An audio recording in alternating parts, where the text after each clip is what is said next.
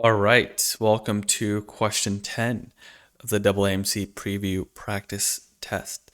And let's jump right into it. All right, question 10.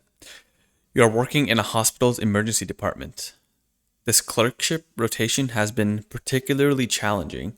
Your workload has become overwhelming and stressful. A lack of sleep combined with stress is starting to impact your judgment. You are concerned because you still have 3 weeks remaining in your hospital assignment. Okay, so to summarize the main problem here,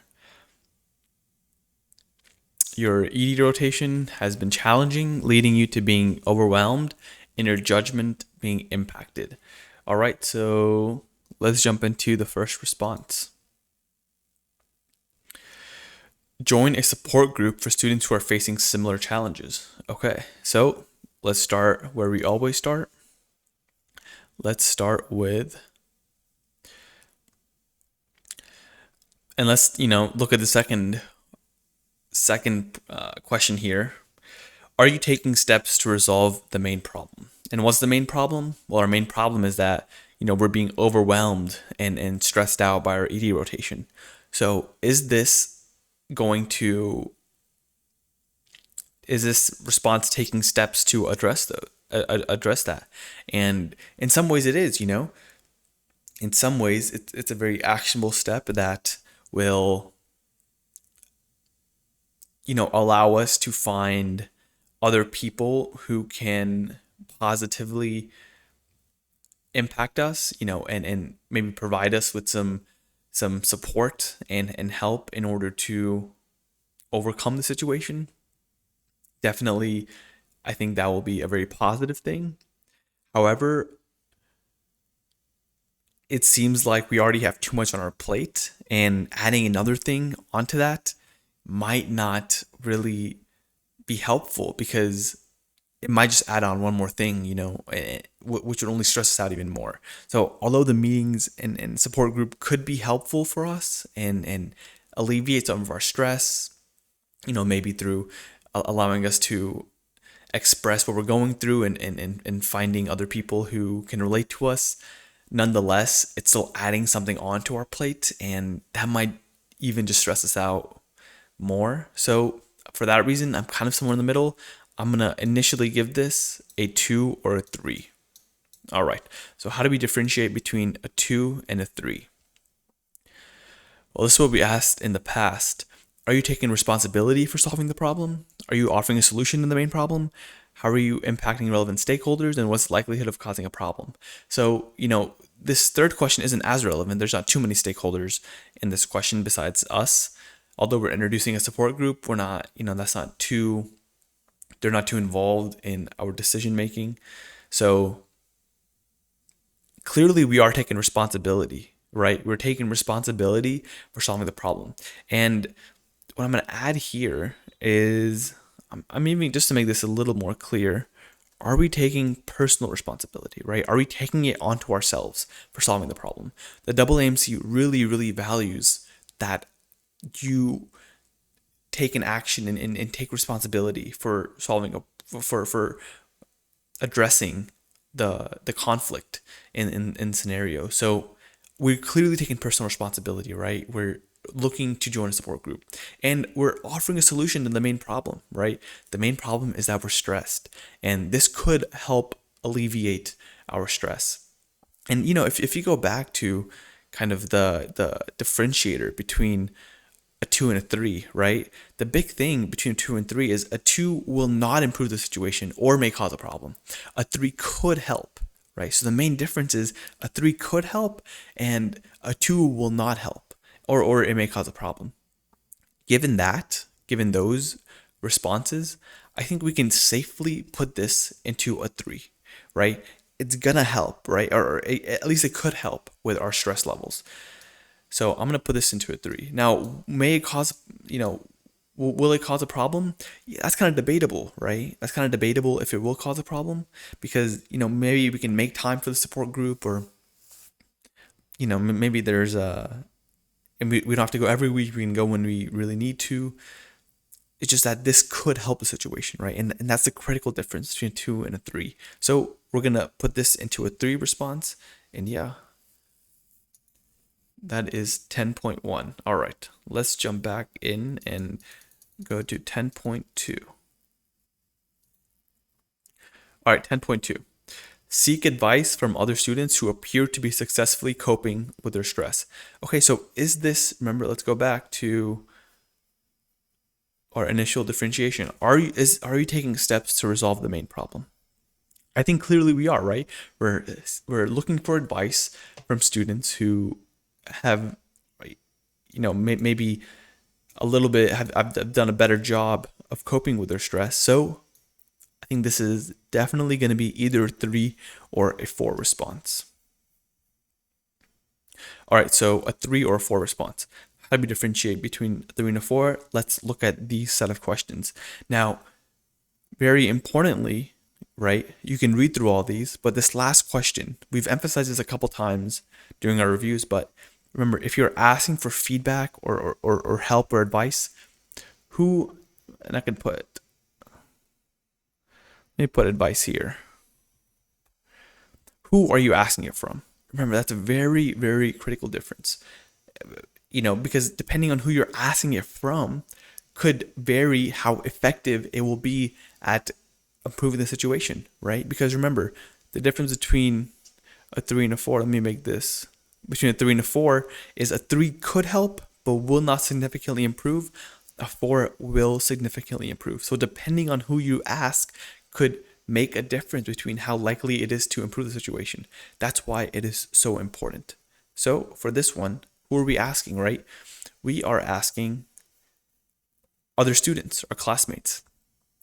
So, for that reason, because classmates are maybe less likely to help us, simply because maybe their stressors are different, their coping mechanisms are different. Also, they aren't able to directly, lower our hours or, directly impact our situation. The best they will be able to do is give advice on what you should do next, right? And that advice might not even be that helpful. For that reason, the AAMC sees this as a 3 response and not a 4 response because it is less likely to improve our situation. All right.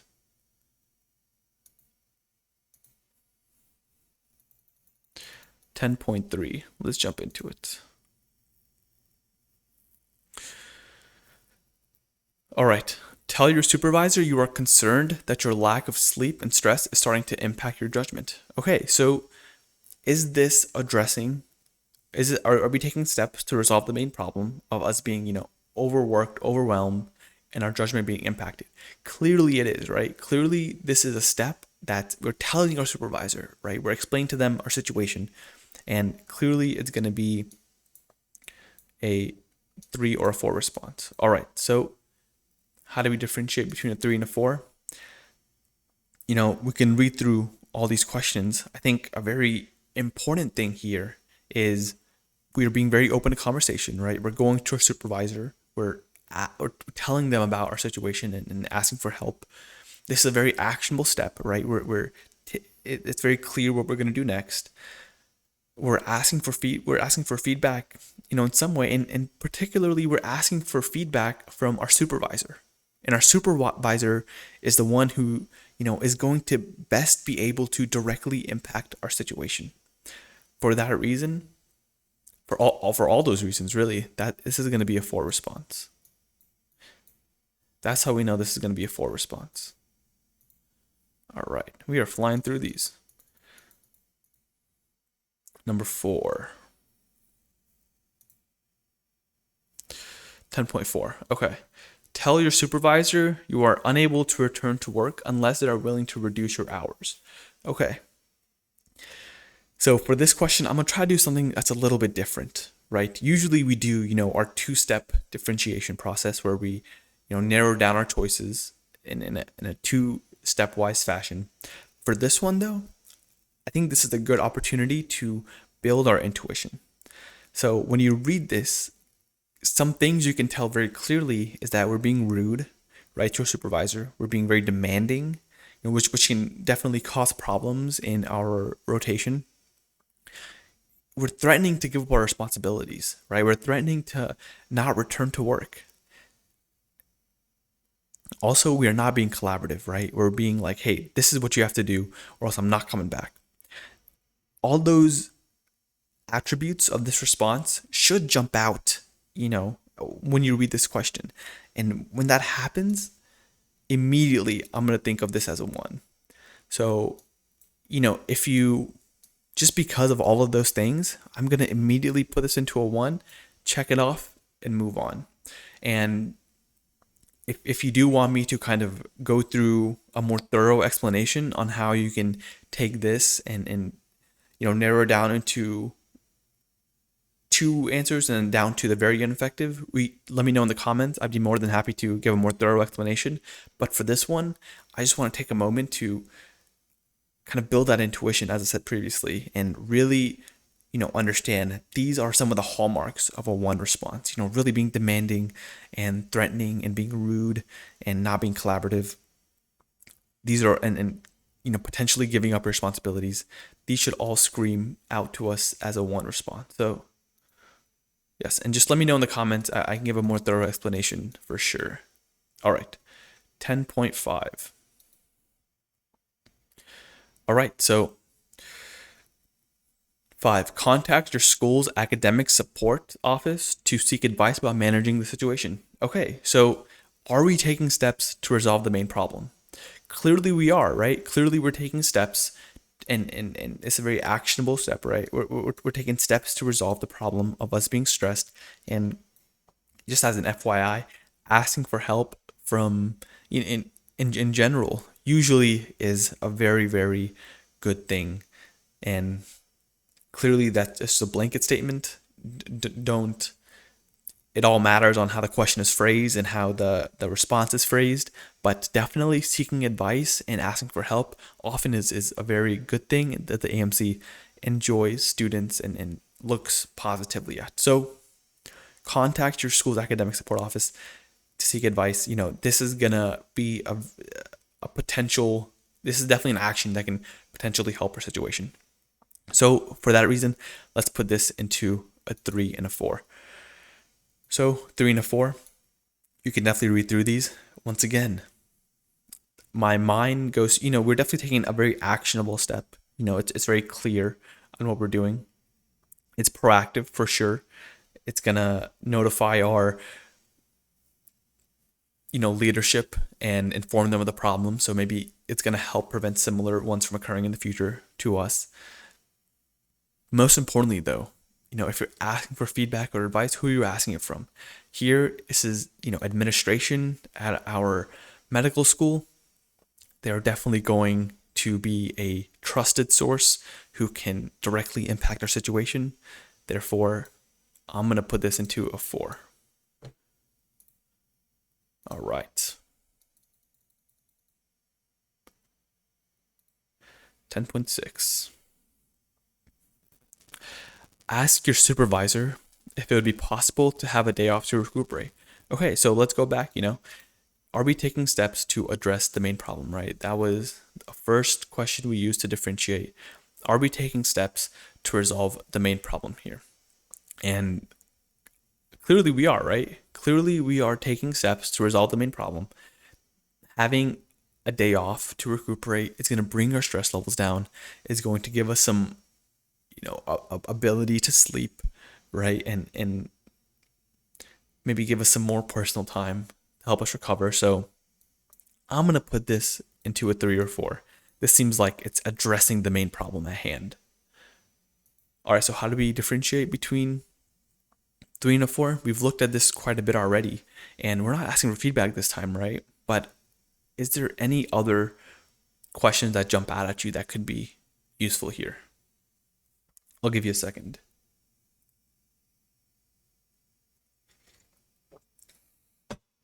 To me, what really jumps out is, are we addressing the root cause of the problem? And also, how proactive is our response in helping prevent similar problems from occurring in the future? These two questions are really important, right? Because, having a day off, that's going to help, of course. But, when we come back, we're going to jump right back into it. And we know we have 3 more weeks of this rotation, right? Definitely, it's not solving the root cause of the problem, and it's not proactive in helping prevent similar problems from occurring in the future. Because after our day off, we're going to come back. Definitely, we're just going to fall into the same patterns, right? And we're going to become overwhelmed and stressed very quickly. For that reason, although it's helping the main problem, it's not addressing the root cause and isn't proactive enough to give this a 4. So this is going to be a 3. Ineffective response.